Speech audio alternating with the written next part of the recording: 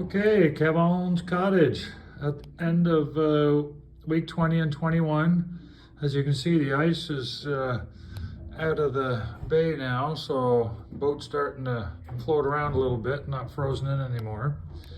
Quite a few changes since the last one, so we'll just start here. So got some concrete board on in the corner up at the front here for what you see the template for a pellet stove. So I'm going to pick that up this weekend.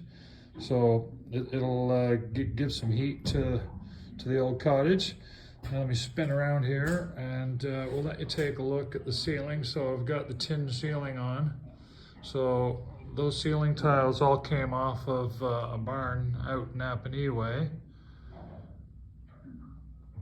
So you can take a look at that, some beautiful colors in there. So I've got all the living room, dining room, kitchen, and the hallway complete. I got the drywall on, as you can see in the back, with one coat of mud on it. So I just did the one coat of mud because I've got too many other things on the go. I'm hoping to pick the kitchen up next Tuesday. So I still have to get the floor put in the kitchen. That's going to be cork, and there's some samples of it right there.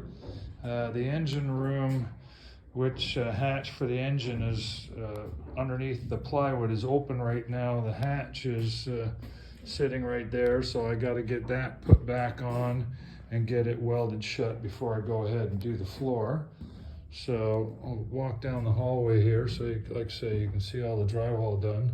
In the bathroom, we've got moisture and mildew resistant drywall in it. And you can see where the shower pan's just sitting there right now. I'll be popping that in the next couple of weeks, but that gives you an idea of how the bathroom is going to look. Let me turn around there. So let me go into the bedroom here. The ceiling is not quite done in the bedroom, so you can kind of get an idea. Let's stand back here. How that goes on. It just goes on in pieces. Let me walk a little closer. Goes on in sheets, and then I screw them in to the plywood that I have on the ceiling there, so it gives you an idea.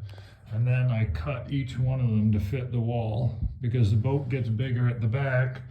None of the cuts are square. They change dimension as you move further back to the boat. So you can see the closet there, all drywalled in. Again, one coat of tape on it.